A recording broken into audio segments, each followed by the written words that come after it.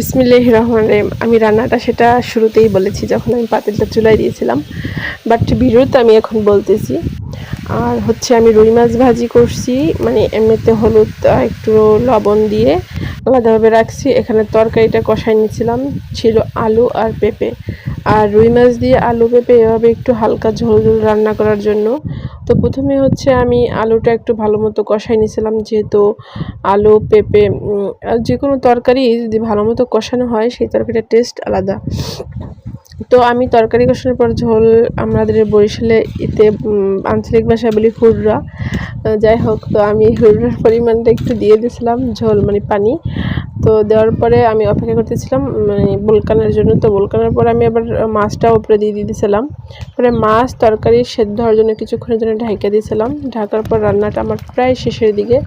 তো এভাবে রুই মাছ আমার মতো রান্না করা কে পছন্দ করে আমি জানি না, আমার ফ্যামিলিতে বা আমি অনেক পছন্দ করি, আর রান্নাটা অনেক ভালো লাগছিল। তো যাই হোক, ভিডিওটা সবাই সাথে থাকার জন্য অসংখ্য ধন্যবাদ। এভাবে আমার পাশে থাকার জন্য অসংখ্য ধন্যবাদ।